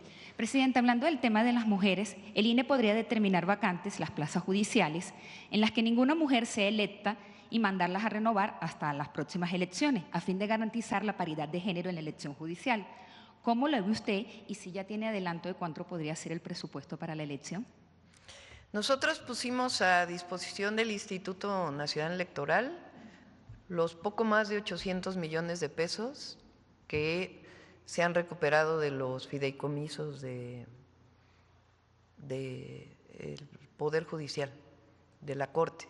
Entonces era, a ver si me recuerdan el monto de que había aprobado, son casi, no recuerdo, a ver si recuerdan el monto que se aprobó en el presupuesto de egresos de la Federación, más los 800 millones de pesos. Eso es lo que… el costo que va a tener la elección al Poder Judicial. Y de que el INE podría determinar vacantes a las plazas judiciales a que ninguna mujer llegue a ser electa, ¿está de acuerdo con esto? Esto creo que va a ser el día de hoy. ¿Cómo? El INE podría determinar vacantes las plazas judiciales en las que ninguna mujer sea electa y mandarlas a renovar hasta la elección de 2027. Esto para lograr la paridad de género. Es que en la Constitución está establecida la paridad, incluso en la Corte habla de que deben ser 5 mujeres y 4 hombres en este caso. Presidenta, volviendo al tema de Estados Unidos, la Casa Blanca hace unos días había anunciado la reanudación de la construcción del mundo fronterizo, del muro, que serían unos 123 kilómetros. En su momento, el gobierno de México, creo, pagaría por esta edificación. ¿Esto es así? ¿Se habló de ello? ¿Está de acuerdo con esto? No, pues claro que no. Es una decisión con la que no estamos de acuerdo. Hace poco se inauguró el puente, ya no pude asistir, de Nuevo Laredo, este nuevo puente de Nuevo Laredo para ferrocarril que lleva mercancía desde el centro de México hasta Canadá. Y es un buen símbolo, que hay que construir puentes y no muros. Hoy la esposa del presidente municipal de Villa Hidalgo ha sido localizada con bien, señaló el gobernador Pablo Lemus, que confirmó el rescate. ¿Qué información tiene de esto? ¿Sabrá por qué fue el secuestro? Mañana lo pueden informar, pero en efecto ya está con vida, afortunadamente. Ok, y entonces vamos a esperar ya que diga, con estos aranceles que se va a aplicar el 25% del aluminio, que va a hacer el gobierno de México, vamos a esperar al anuncio.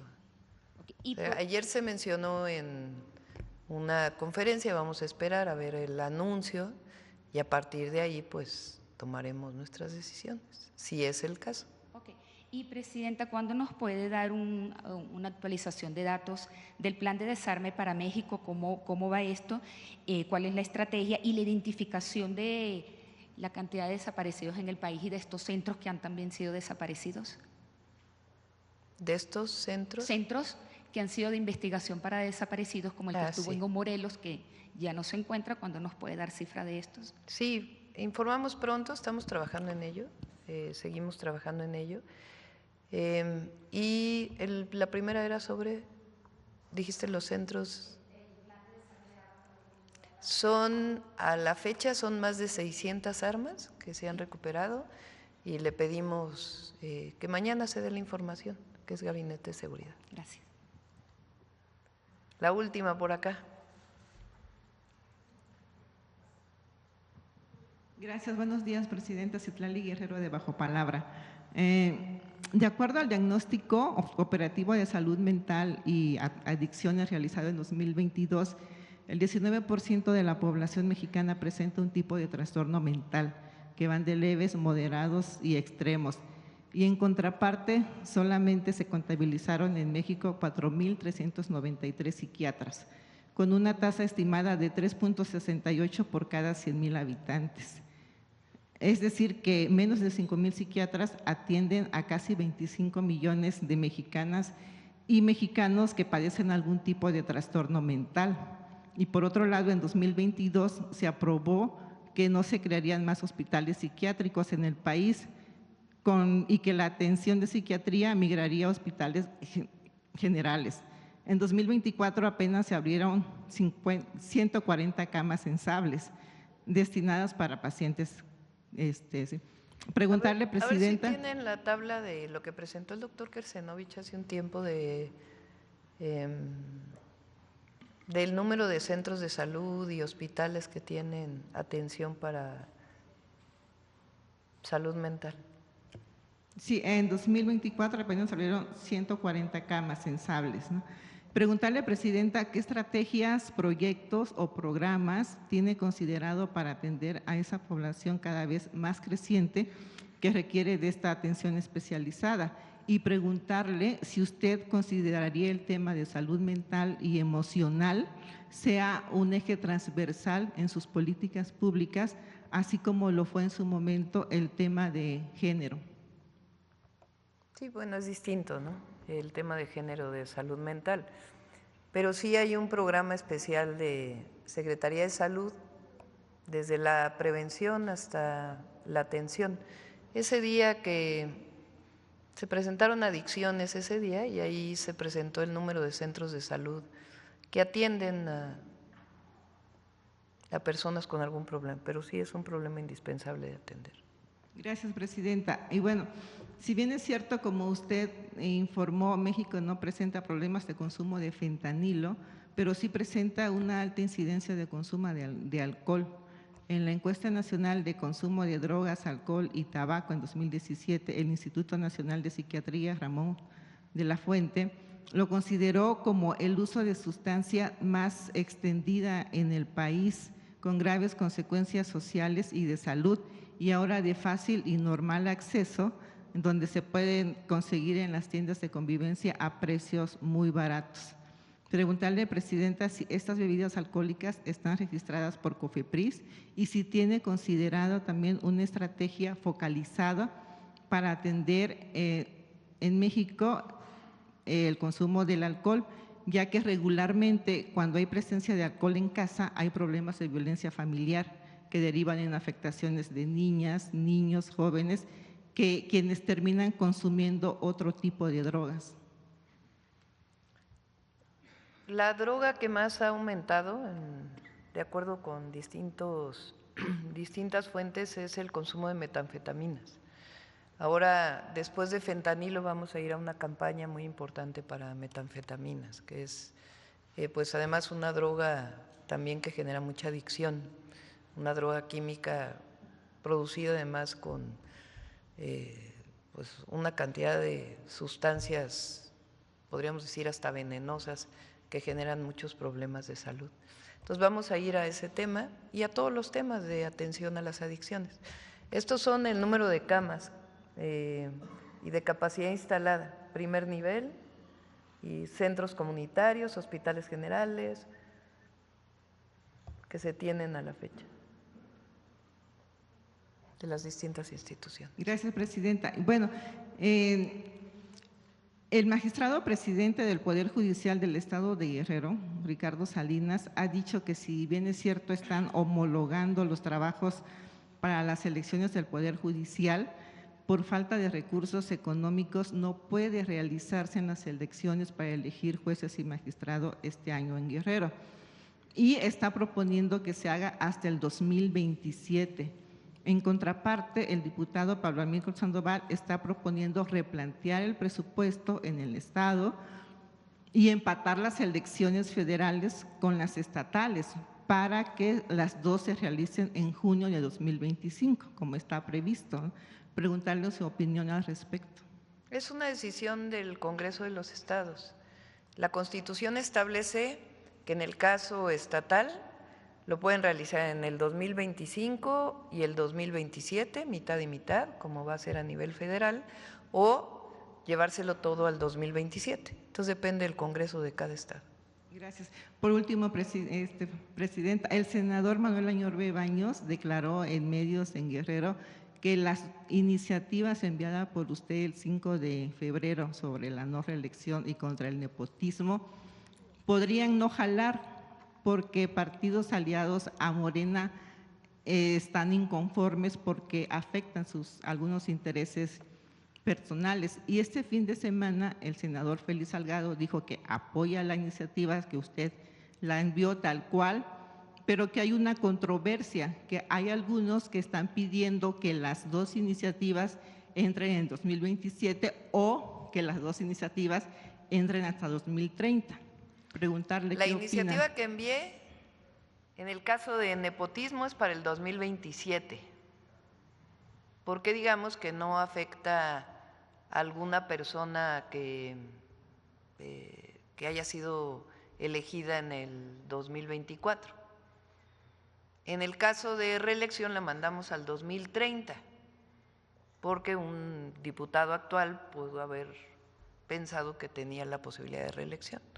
Esa es la propuesta que enviamos, ya dependerá de los congresos. Entonces, en el caso de nepotismo, 2027, y en el caso de reelección, a partir del 2030. Eso significaría que quien fue elegido, electo en el 2024, tendría la posibilidad de una reelección. En el caso de nepotismo, pues es a partir del 2027. Jalar porque sus aliados están inconformes, el PT y el Verde. Pues vamos a ver cómo, yo creo que todos van a estar de acuerdo, porque el pueblo de México está de acuerdo. Muchas gracias, vamos a cerrar porque ya se hizo muy tarde con humanismo mexicano.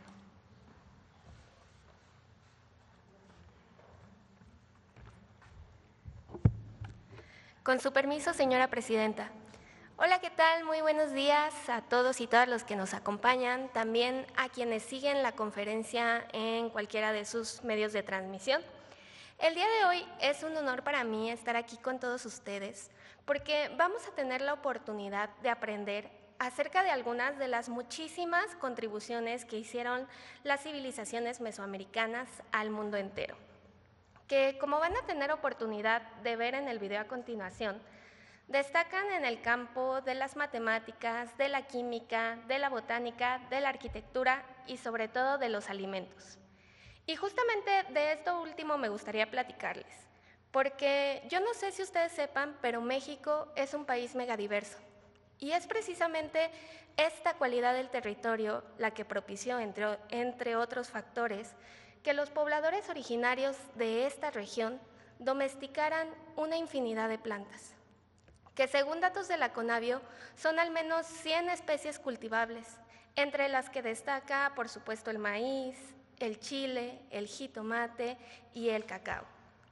Estas especies domesticadas en Mesoamérica son producto de muchísimos ciclos de siembra y selección y son una de las grandes aportaciones de nuestros antepasados a la humanidad. Entonces, teniendo esto en mente, yo los invito a que veamos la cápsula de video, que estoy segura los hará sentir muy orgullosos de nuestro pasado mesoamericano.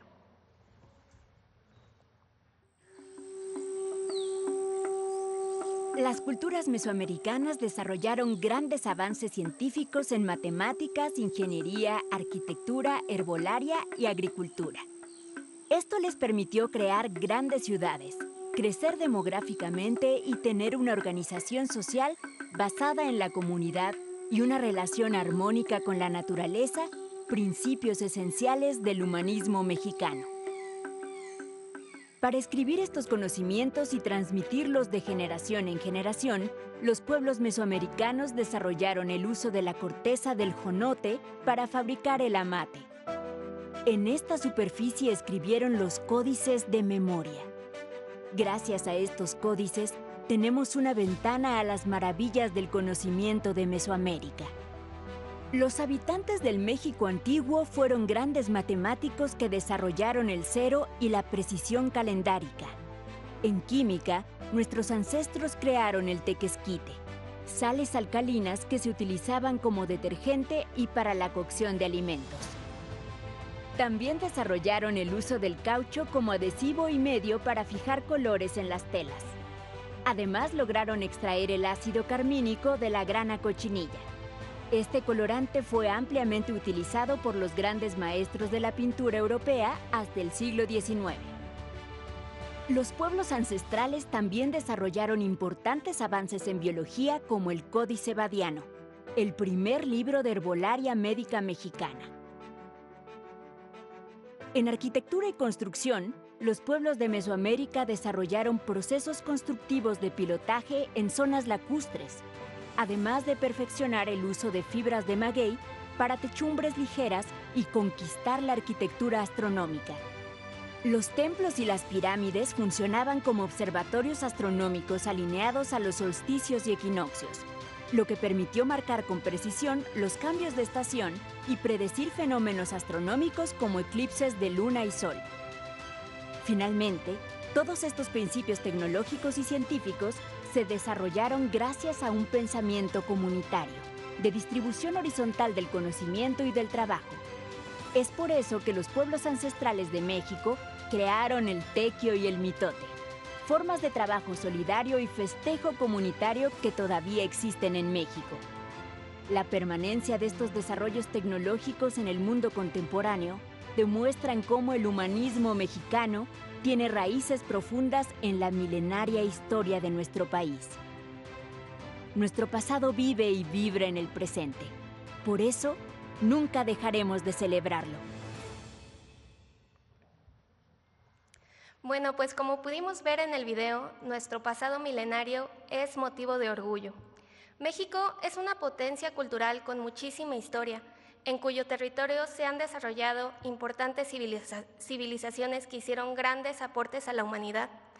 Es momento, creo yo, de ser conscientes de ello, de valorar toda esta sabiduría ancestral que nutre al humanismo mexicano, el cual se desarrolló en lo que a partir del siglo XVI fue conocido como la América Mexicana.